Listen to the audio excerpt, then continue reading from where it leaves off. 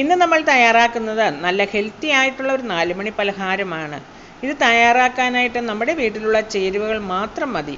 അതുപോലെ തന്നെ തയ്യാറാക്കുവാനും വളരെ എളുപ്പമാണ്, കഴിക്കുവാനും നല്ല ടേസ്റ്റാണ്. അതെങ്ങനെയാണെന്ന് നമുക്ക് ഉണ്ടാക്കുന്നതെന്ന് നമുക്ക് നോക്കാം. അതിനായിട്ട് ഞാൻ 1 കപ്പ് റവ ഒരു പാത്രത്തിലേക്ക് ഇട്ട് കൊടുത്തു. ആ കപ്പിൽ തന്നെ 1 കപ്പ് വെള്ളം നമുക്ക് ഒഴിച്ചു കൊടുക്കാം. നമ്മളുടെ റവയൊക്കെ ഒന്ന് കുതിർത്ത് കിട്ടണമല്ലോ, അതിനായിട്ടാണ് നമ്മൾ റവയിലേക്ക് വെള്ളം ഒഴിച്ചു കൊടുത്തത്. വറുത്ത റവയോ വറക്കാത്ത റവയോ ഏത് വേണമെങ്കിലും നമുക്ക് എടുക്കാം. അതിനുശേഷം നമുക്കൊരു സ്പൂൺ കൊണ്ട് ഇതുപോലെ ഒന്ന് ഇളക്കി യോജിപ്പിച്ച് കൊടുക്കാം. അതിനുശേഷം നമുക്കതൊന്ന് മൂടി വയ്ക്കാം. ഒരു 10 മിനിറ്റ് നമ്മളുടെ റവയൊക്കെ ഒന്ന് വീർത്ത് വരട്ടെ. ഈ സമയം നമുക്ക് നമ്മുടെ പലഹാരത്തിലേക്ക് ഒരു ഫില്ലിങ് റെഡിയാക്കാം. അതിനായിട്ട് ഞാനൊരു നോൺ സ്റ്റിക്ക് പാൻ അടുപ്പയിലേക്ക് വെച്ചു. പാൻ ഒന്ന് ചൂടായി വരുമ്പോൾ നമുക്ക് അതിലേക്ക് 1 ടേബിൾ സ്പൂൺ നെയ്യ് ഒഴിച്ചു കൊടുക്കാം. നെയ്യായിരിക്കും ടേസ്റ്റ്, അല്ലെങ്കിൽ നെയ്യില്ല എങ്കിൽ എണ്ണ ഒഴിച്ചു കൊടുക്കാം. ഞാനിപ്പോൾ നെയ്യാണ് ഒഴിച്ചു കൊടുത്തിരിക്കുന്നത്. നെയ്യൊന്ന് ചൂടായി വരുമ്പോൾ നമ്മൾക്ക് ഒരു 3 ടേബിൾ സ്പൂൺ തേങ്ങ ചെറുതായിട്ട് കൊത്തിയത് ഇട്ട് കൊടുത്ത് ഒന്നത് മൂപ്പിച്ചെടുക്കാം. നമ്മളുടെ പലഹാരത്തിന് ടേസ്റ്റ് കൂടുന്നതിനായിട്ടാണ്. നമ്മളത് കഴിക്കുമ്പോൾ ഒന്ന് കടിക്കുകയൊക്കെ ചെയ്യുമ്പോൾ നല്ല ടേസ്റ്റാണല്ലോ. അതിന് വേണ്ടിയിട്ടാണ് നമ്മൾ ഇതുപോലെ തേങ്ങ ചെറുതായിട്ട് അരിഞ്ഞ് ഒന്ന് വറുത്തെടുക്കുന്നത്. ഇപ്പോൾ ഒരു ഗോൾഡൻ കളറായിട്ടുണ്ട്, ഇത്രയും മതി. ഇതിൻ്റെ കൂട്ടത്തിൽ നമുക്ക് ഒരു 1/2 കപ്പ് തേങ്ങ ചുരണ്ടിയതും കൂടി ഇട്ട് കൊടുക്കാം. തേങ്ങ ചുരണ്ടിയതും ഇട്ട് കൊടുത്തിട്ടുണ്ട്. നമ്മൾക്ക് തേങ്ങ കൊത്ത് നമ്മൾ ഒന്ന് കടിക്കാൻ വേണ്ടിയിട്ട് മാത്രമാണ് നമ്മൾ നെയ്യിലൊന്ന് മൂപ്പിച്ചിട്ട് കൊടുത്തത്. ഈ സമയം നിങ്ങൾക്ക് നെയ്യ് ഇഷ്ടമാണെങ്കിൽ 1 സ്പൂൺ നെയ്യും കൂടി ഒഴിച്ചു കൊടുക്കാം. ഞാനിപ്പോൾ ഒഴിച്ചു കൊടുക്കുന്നില്ല, നെയ്യൊക്കെ കുറച്ച് മതിയല്ലോ എന്ന് വിചാരിച്ച്. ടേസ്റ്റ് കൂടണമെങ്കിൽ നമുക്ക് കുറച്ച് 1 ടേബിൾ സ്പൂൺ നെയ്യും കൂടി ഒഴിച്ചു കൊടുക്കാം. അല്ല എങ്കിൽ എണ്ണ ഒഴിച്ചു കൊടുക്കാം. ഞാനിപ്പോൾ ആദ്യം ഒഴിച്ചു കൊടുത്ത 1 ടേബിൾ സ്പൂൺ നെയ്യ് മാത്രമേ ഉള്ളൂ. അതിനുശേഷം നമുക്കതിലേക്ക് ഞാനിപ്പോൾ ശർക്കര ഉരുക്കി വെച്ചിരിക്കുന്നതാണ്. വെള്ളം കുറച്ച് വളരെ ഡ്രൈ ആയിട്ടാണ് അത് ഉരുക്കി ഫ്രിഡ്ജിൽ വെച്ചിരിക്കുകയായിരുന്നു, അതുകൊണ്ട് കട്ട പോലെയാണ് ഇരിക്കുന്നത്. ഒരു 3 ടേബിൾ സ്പൂൺ മധുരത്തിനനുസരിച്ച് നമ്മൾക്ക് ശർക്കര ഇട്ട് കൊടുക്കാം. ഞാൻ ഒരു 3 ടേബിൾ സ്പൂൺ ആണ് ഇട്ട് കൊടുക്കുന്നത്. നമുക്ക് മധുരം കൂടുതൽ വേണമെങ്കിൽ അതിനനുസരിച്ച് മധുരം കൂട്ടിയിട്ട് കൊടുക്കാം. നല്ല മധുരം വേണമെങ്കിൽ ഒരു 5 ടേബിൾ സ്പൂണോ 6 ടേബിൾ സ്പൂണോ ശർക്കര പാനിയാക്കിയത് ഒഴിച്ചു കൊടുക്കാം. ഞാനത് ശർക്കര പാനിയാക്കി ഫ്രിഡ്ജിൽ വെച്ചിരുന്നതാണ്. അത് നന്നായിട്ട് കട്ട പിടിച്ചിട്ടുണ്ട്. കൂടുതൽ ഒഴിക്കാതെ ഉരുക്കിയെടുത്തതാണ്, അതുകൊണ്ട് തന്നെ കട്ട പിടിച്ചാണ് ഇരിക്കുന്നത്. അതുകൊണ്ട് തന്നെ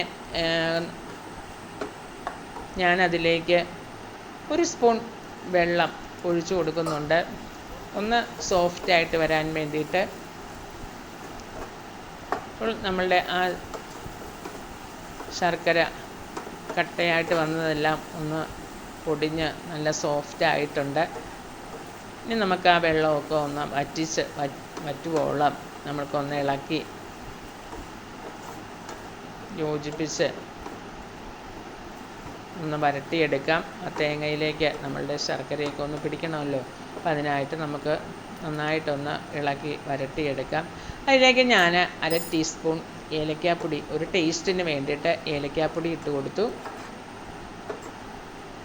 അതും കൂടി ഇട്ട് ഒന്ന് ഇളക്കിയതിന് ശേഷം നമ്മളുടെ മധുരം ഒന്ന് ബാലൻസ് ചെയ്യാൻ വേണ്ടിയിട്ട് ഒരു 1/2 ടീസ്പൂൺ ഉപ്പും കൂടി ഞാൻ ഇട്ട് കൊടുത്തു. അതിനുശേഷം നമുക്ക് നന്നായിട്ട് ഒന്ന് ഇളക്കി അതിലെ വെള്ളമൊക്കെ ഒന്ന് വറ്റിച്ച്, അതുപോലെ തന്നെ ആ തേങ്ങായിലൊക്കെ ആ ശർക്കരയും അതുപോലെ ഉപ്പും ഏലക്കായും ഒക്കെ ഒന്ന് പിടിക്കാനായിട്ട് നന്നായിട്ടൊന്ന് ഇളക്കി യോജിപ്പിച്ച് കൊടുക്കാം. ഇപ്പോൾ ഇത് നന്നായിട്ട് ഒന്ന് ഡ്രൈ ആയിട്ട് വന്നിട്ടുണ്ട്. ഇതിലേക്ക് ഞാൻ 1 കപ്പ് ചെറുപയർ വെള്ളത്തിലിട്ട് കുതിർത്ത് വേവിച്ച് വെച്ചതാണ്, അതും കൂടി ഇട്ട് കൊടുത്തു. അതും കൂടി ഇട്ട് നമുക്ക് നന്നായിട്ട് ഒന്ന് ഇളക്കി ആ പയറിലൊക്കെ നമ്മുടെ മധുരവും തേങ്ങായും അതുപോലെ എല്ലാം ഒന്ന് പിടിക്കണമല്ലോ. അതിനായിട്ട് നന്നായിട്ടൊന്ന് ഇളക്കി ഒരു 4 മിനിറ്റ് ഒന്ന് നന്നായിട്ടൊന്ന് ഇളക്കി യോജിപ്പിച്ച് ഡ്രൈ ആക്കി എടുക്കാം. ആ പയറിലെ വെള്ളമൊക്കെ ഒന്ന് പറ്റണമല്ലോ. അതിനായിട്ട് നമുക്ക് നന്നായിട്ടൊന്ന് ഇളക്കി യോജിപ്പിച്ച് ഒന്ന് ഡ്രൈ ആക്കിയെടുക്കാം. ഇപ്പോൾ നമ്മളുടെ പയറൊക്കെ നന്നായിട്ട് ഡ്രൈ ആയിട്ട് മൊരിഞ്ഞ് വന്നിട്ടുണ്ട്. ഈ ഒരു സമയം ഞാനൊരു പാത്രത്തിലേക്ക് ഇതിൽ നിന്നും കുറച്ചെടുത്ത് മാറ്റി വയ്ക്കുകയാണ്. നമുക്കത് ഫില്ല് ചെയ്യാനുള്ളതാണ്. നമുക്ക് പിന്നീട് ആവശ്യമുണ്ട്. അതിനകത്തുനിന്ന് കുറച്ച് ഒരു പാത്രത്തിലേക്ക് എടുത്ത് മാറ്റി വയ്ക്കുകയാണ്.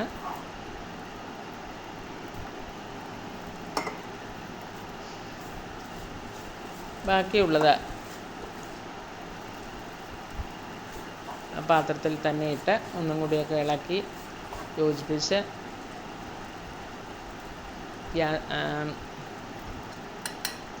അതിനുശേഷം ഇളക്കി യോജിപ്പിച്ചെടുത്തു. അതിനുശേഷം നമ്മൾ നേരത്തെ വെള്ളമൊഴിച്ച് കുതിർക്കാനായിട്ട് വെച്ചിരുന്ന ആ റവയുടെ കൂട്ട് അതിലേക്ക് ഇട്ട് കൊടുത്തു. അപ്പം നമ്മുടെ റവ നന്നായിട്ട് വെള്ളമൊക്കെ കുടിച്ച് വീർത്ത് നല്ല ഡ്രൈ ആയിട്ട് വന്നിട്ടുണ്ട്. അതും കൂടി ഇട്ട് ആ കൂട്ടിലേക്കിട്ട് ഒന്ന് ഇളക്കി എല്ലാം കൂടി ഒന്ന് യോജിപ്പിച്ചെടുക്കുക. നമുക്ക് അതിലുള്ള കട്ടകളൊക്കെ ഒന്ന് ഉടച്ചെടുത്ത്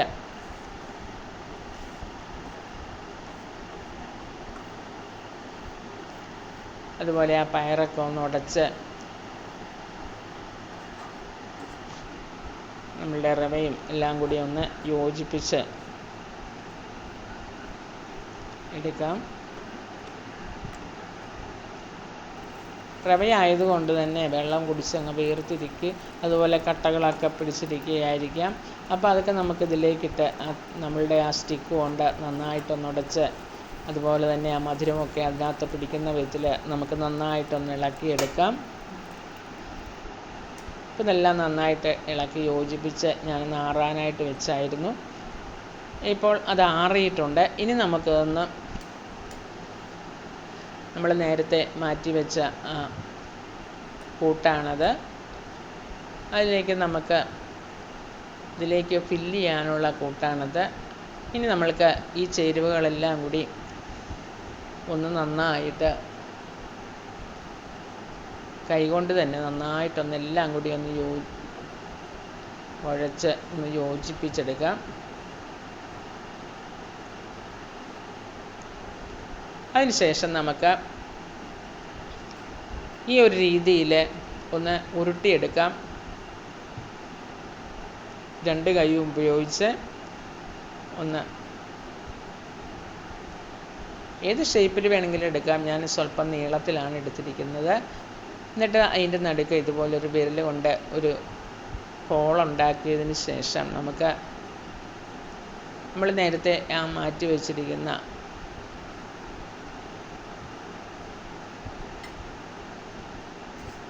ആ കൂട്ട് ഇതിൻ്റെ ഉള്ളിലേക്ക് വെച്ച് കൊടുക്കാം.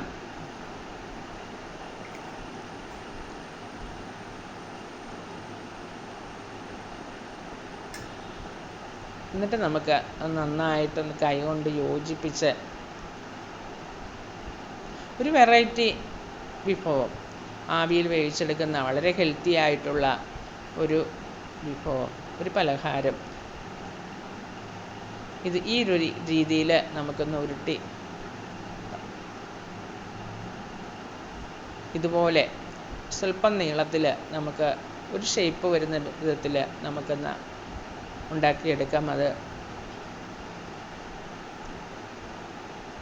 ഇതുപോലെ കയ്യിലിട്ട്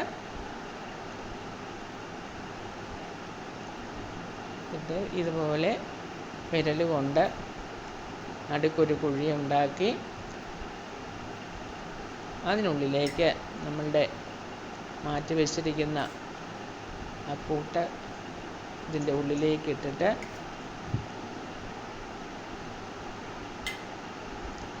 കൈകൊണ്ട് യോജിപ്പിച്ച് ഈ ഒരു ഷേപ്പിൽ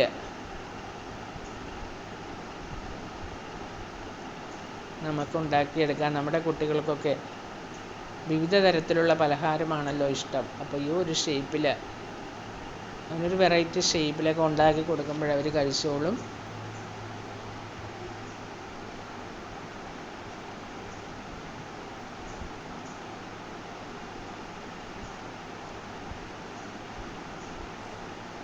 അങ്ങനെ ഞാൻ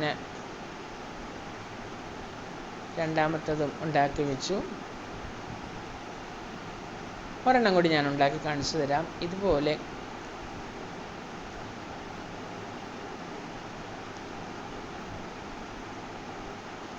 നമ്മൾ കയ്യിലെടുത്തിട്ട് ഇതുപോലെ കുഴച്ചതിന് ശേഷം നന്നായിട്ട് ഒന്ന് കൈ കൊണ്ട് ഉരുട്ടിയതിന് ശേഷം വിരൽ കൊണ്ട് ഇതുപോലൊരു ഹോളുണ്ടാക്കി ആ ഹോളിൻ്റെ ഉള്ളിലേക്ക് നമ്മളുടെ ആ കൂട്ട് വെച്ച് നിറച്ചു കൊടുക്കാം.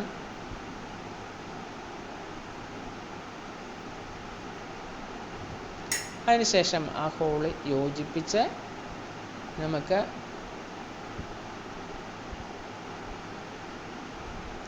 ഈ ഒരു ഷേപ്പിൽ നമുക്ക് ഉണ്ടാക്കിയെടുക്കാം.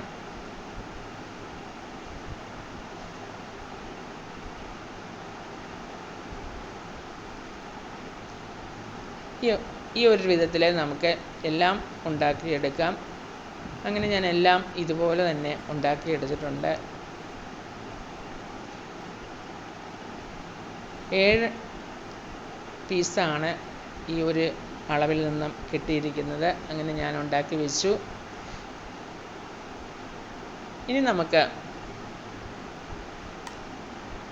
നാവി കയറ്റാനായിട്ട് നമുക്കൊരു ഇലയിൽ പൊതിഞ്ഞെടുക്കാം. ഇത് വാഴയിലിൽ എന്തുണ്ടാക്കിയാലും ഒരു പ്രത്യേക ടേസ്റ്റാണല്ലേ. അതുകൊണ്ട് തന്നെ നമുക്കിത് വാഴയിലയിൽ തന്നെ പൊതിഞ്ഞ് നമുക്ക് ആവി കയറ്റിയെടുക്കാം. അതിനായിട്ട് ഞാൻ വാഴയില ഒന്ന് വാട്ടി വെച്ചിരിക്കുകയാണ്. വാട്ടി വെച്ചാലേ നമ്മൾ മടക്കുന്ന രൂപത്തിൽ അത് മടക്കാൻ പറ്റത്തുള്ളൂ, അല്ലെങ്കിൽ അത് പൊട്ടിപ്പോകുമല്ലോ. എന്നിട്ട് ഈ ഒരു രീതിയിൽ ഒരു കോണിൽ വെച്ചിട്ട് ഇതുപോലെ ഒന്ന് തെറുത്തെടുത്തതിന് ശേഷം 2 സൈഡും നമ്മൾക്കൊന്ന് മടക്കിയെടുക്കണം.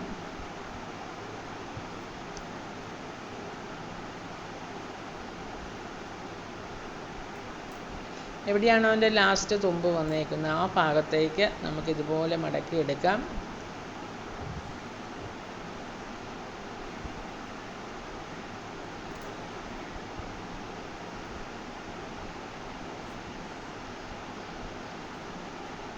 ഈ ഒരു രീതിയിൽ നമുക്ക് മടക്കിയെടുക്കാം. വേറൊരു പാത്രത്തിലേക്ക് നമുക്ക് അത് മാറ്റി വയ്ക്കാം. വീണ്ടും നമുക്ക് ഇതുപോലെ ഒരു ഇലയെടുത്ത് അതിൻ്റെ ഒരു കോൺ ഭാഗത്ത് ഇങ്ങനെ വെച്ചിട്ട് ഇങ്ങനെ തുറത്തെടുത്ത്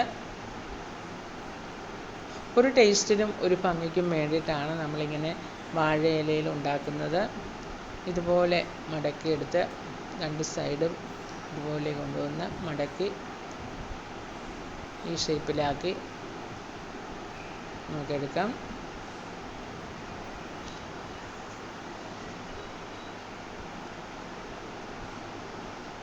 വളരെ എളുപ്പമാണ് ഉണ്ടാക്കാനായിട്ട്.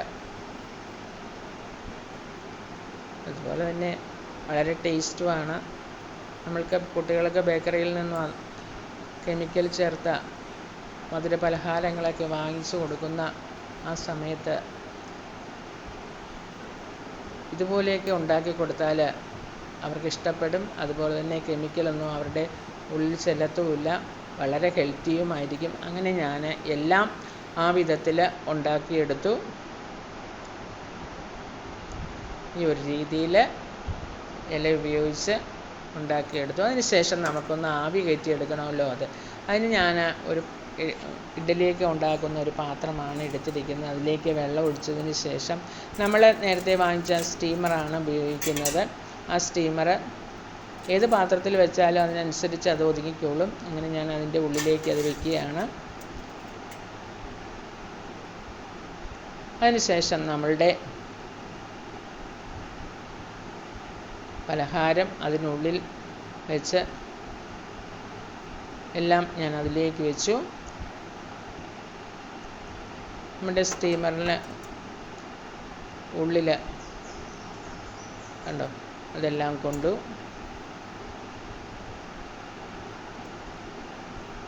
ഇനി നമുക്കതൊന്ന് മൂടി വെച്ച് ഒരു 15 മിനിറ്റ് നമുക്ക് മീഡിയം ഫ്ലെയിമിൽ വെച്ച് ഒന്ന് വേവിച്ചെടുക്കാം.